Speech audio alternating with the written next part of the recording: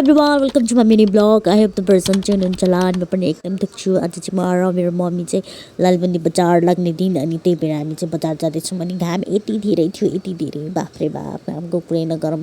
काठमाडौँमा जाडो होला, यहाँनिर त घाम टिनिक्क पारेर घाम लागेर बाफ रे के गर्ने भएर त्यसै लखर लखर हिँड्दै हामी यहाँनिर बनपतसम्म जाने अटो कुर्यौँ। त्यसपछि अटो आएपछि चाहिँ मम्मी र म चाहिँ सरर लाएर अटोमा चढ्यौँ।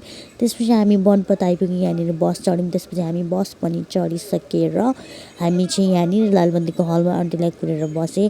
अनि कुर्दा बल्ल आन्टी पनि आइपुग्नु भयो। अनि त्यसपछि हामी चाहिँ ल जम भनेर चाहिँ यहाँनिर चाहिँ लालबन्दी बजार घुम्न थाल्यो, फन लाएर। त्यसपछि यहाँनिर आन्टीले कुर्ता हेर्नुभयो, तर कुर्ता चाहिँ राम्रो, तर यो के गर्नु येलो कलरको चाहिँ एक ठाउँमा मात्रै टाँसेको, तर बोर्डरमा चाहिँ खतरा देख्थ्यो र तर मन परेन।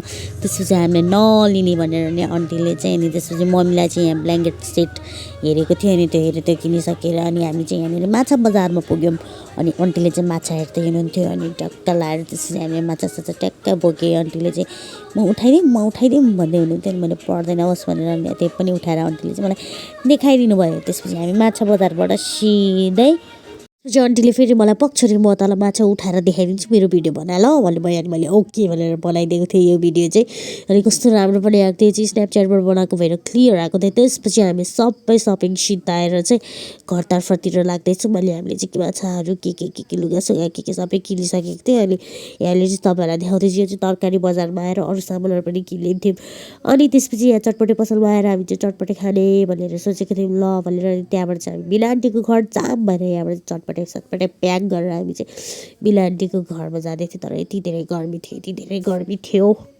त्यसपछि हामी बिना आन्टीको घर आइपुग्यौँ। अनि म चाहिँ पहिला सुरु मेरो नानीलाई समात्न थालेँ। अनि त्यसपछि समातेपछि हामी चटपटे खान थाल्यौँ। चटपटे त एकदम मिठो बनाइदियो, चिसो पनि खान थाल्यो। अनि यहाँनिर चाहिँ छोरा चाहिँ पुरै केचपसँग उयो खाँदै थियो के भन्छ मोमो। अनि मिठो छ एकदम मिठो छ, हाई भन्दै थियो। अनि त्यसपछि यहाँनिर अर्को पुकुले चाहिँ यस्तो हेरिरहेको थियो कि म चाहिँ फेरि यहाँनिर चाहिँ बाबुसँग भिडियो बनाउनु पर्यो भनेर पुरा भिडियो बनाउँदै बाबुलाई म चाहिँ जिस्काउँदै थिएँ।